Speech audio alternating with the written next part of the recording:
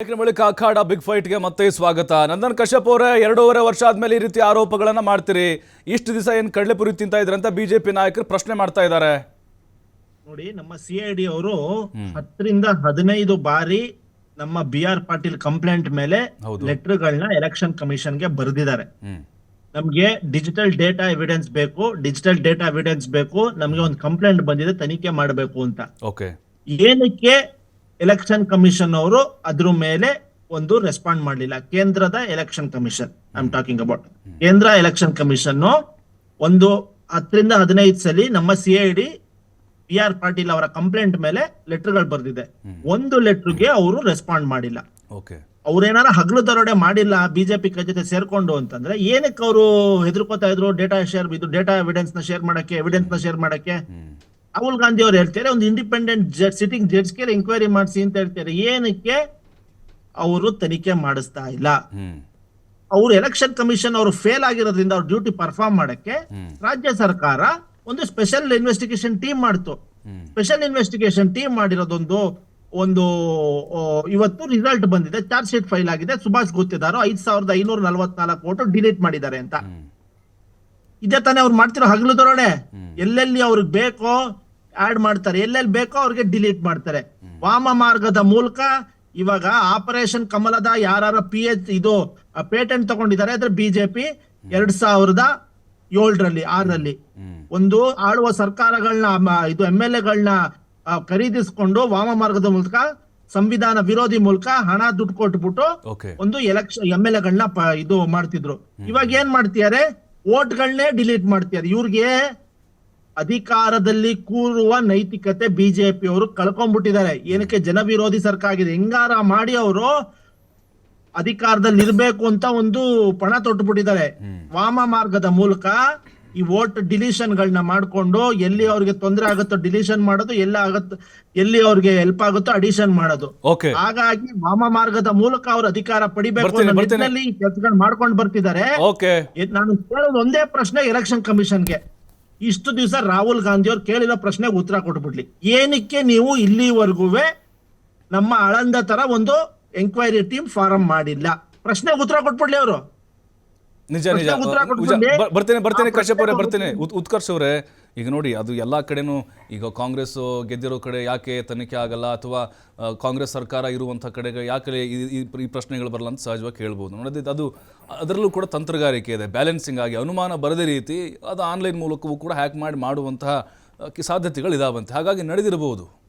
Sir ನೋಡಿ, ಇವ್ರು ಏನು ವೋಟ್ ಚೋರಿ ಅಂತ ಒಂದು ಆರೋಪ ಮಾಡ್ತಾರೆ, ಸುಳ್ಳು ಆರೋಪ ಮಾಡ್ತಾ ಇದ್ದಾರೆ. ಬಹಳ ಸ್ಪಷ್ಟವಾಗಿ ಹೇಳ್ತೀನಿ, ಜಗತ್ತಿನ ದೇಶದ ಇತಿಹಾಸದಲ್ಲಿ ಮೊದಲನೇ ವೋಟ್ ಚೋರಿ ಯಾವುದು ಅಂತಂದ್ರೆ in the case of Nehru and Sardar Patel.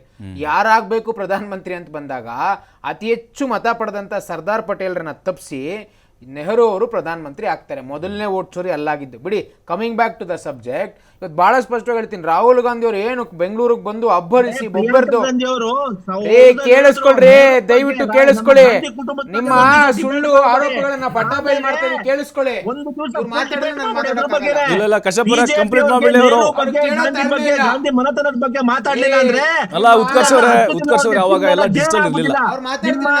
Digital ವ್ಯವಸ್ಥೆ ಇರಲಿಲ್ಲ, ಈಗಿದೆ, ಎಲ್ಲ ಕೈಗೆ ಸಿಗುತ್ತೆ, ಕೇಳ್ತಾ ಇದ್ದಾರೆ.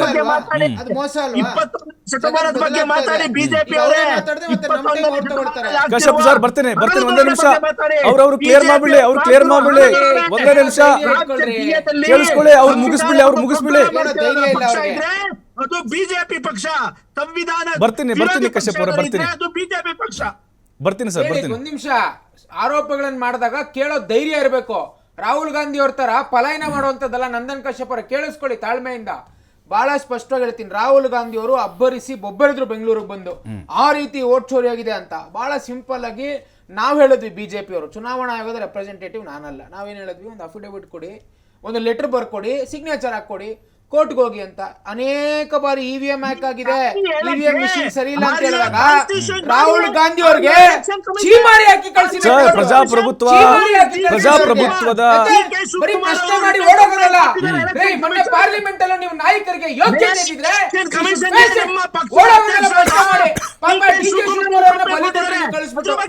ರಾಹುಲ್ ಗಾಂಧಿ ಅವ್ರ ನೈತಿಕತೆ ಇರಲಿಲ್ಲ.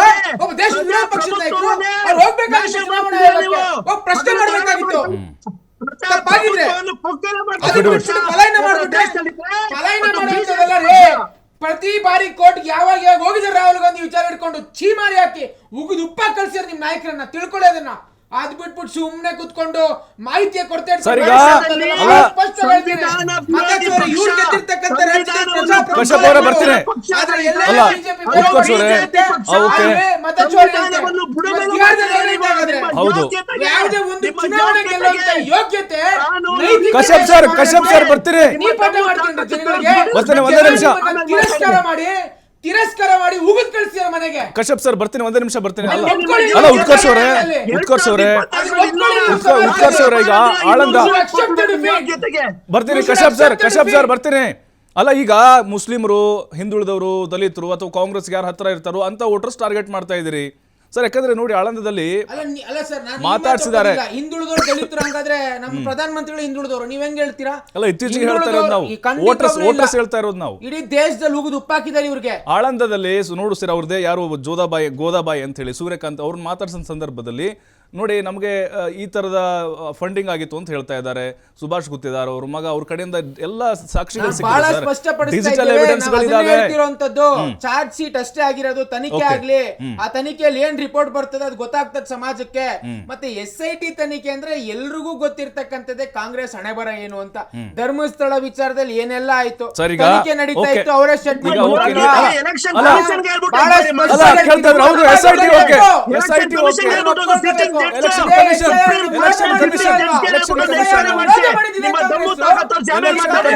ಪಾಠ ಮಾಡ್ತಾರ ಚುನಾವಣೆ ಬಗ್ಗೆ, ವ್ಯವಸ್ಥೆ ಬಗ್ಗೆ. ರಾಜ್ಯ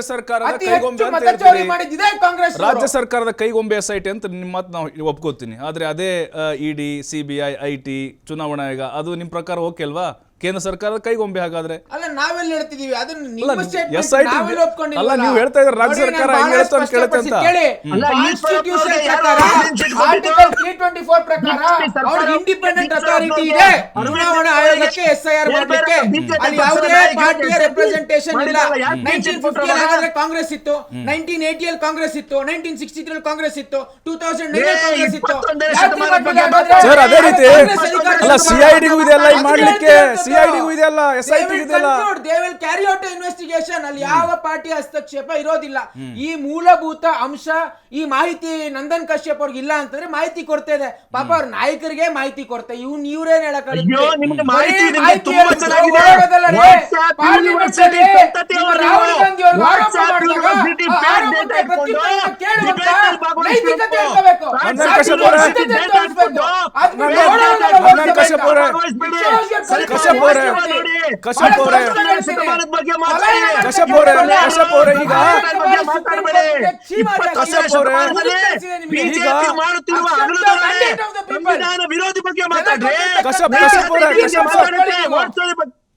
ಕಶ್ಯಪ್ ಸರ್ ಈಗ ರಾಮಲೀಲಾ ಮೈದಾನದಲ್ಲಿ ಒಂದು ಹೋರಾಟ ನಾಳೆ ನಡೀತಾ ಇದೆ. ಹಾಗಾಗಿನೇ ಬಿಹಾರದಲ್ಲಿ ಏನು ವರ್ಕೌಟ್ ಆಗಿಲ್ಲ ಸರ್. ಜನಸಾಮಾನ್ಯರು ಅದನ್ನ ಎಕ್ಸ್ಪೆಕ್ಟ್ ಮಾಡಿಲ್ಲ, ಅಂದರೆ ಎಕ್ಸೆಪ್ಟ್ ಮಾಡಿಲ್ಲ ಅವರು. ಯಾಕಂದರೆ ಇದರಿಂದ ನಮಗೇನು ಲಾಭ ರೀ, ನಮ್ಗೆ ಬೇಕಾದ ಅನುಕೂಲ ಕೊಟ್ಟರೆ ಸಾಕು ಅಂತೇಳಿ. ಹಾಗಾಗಿ ಇದು ಒಂಥರ ವ್ಯರ್ಥ ಅಂತ ಅನ್ಸುತ್ತಾ ನಿಮ್ಮ ಪ್ರಕಾರ ಓವರ್ ಆಲ್ ನೋಡೋದಾದ್ರೆ? ನೋಡಿ, ನಾವು ಈ ವೋಟ್ ಚೋರಿಯನ್ನು ದೇಶದ 140 ಕೋಟಿ ಮನೆಗೂ ತಲುಪಿಸ್ತೀವಿ. ಬಿಜೆಪಿ ಮಾಡುತ್ತಿರುವ ಹಗಲು ದರೋಡೆಯನ್ನು, ಸಂವಿಧಾನ ವಿರೋಧಿ ಕೃತ್ಯವನ್ನು ದೇಶದ 140 ಕೋಟಿ ಮನೆಗಳಿಗೂ ನಾವು ತಗೊಂಡೋಗಿ ತಲುಪಿಸ್ತೀವಿ. ಅದು ಆದ್ಯ ಕರ್ತವ್ಯ. ಯಾಕಂದ್ರೆ ನಾವು ಜನ ನಿಮಗೆ ಚೀಮಾರಿಯ ಬಿಹಾರದಲ್ಲಿ ಏನಾಯ್ತು? ವಾಮ ಮಾರ್ಗದ ಮೂಲಕ ಬಿಹಾರ ಎಲೆಕ್ಷನ್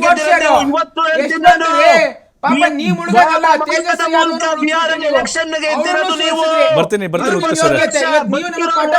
ಕಶ್ಯಪ್ ಸರ್, ಬರ್ತೀನಿ ಸರ್.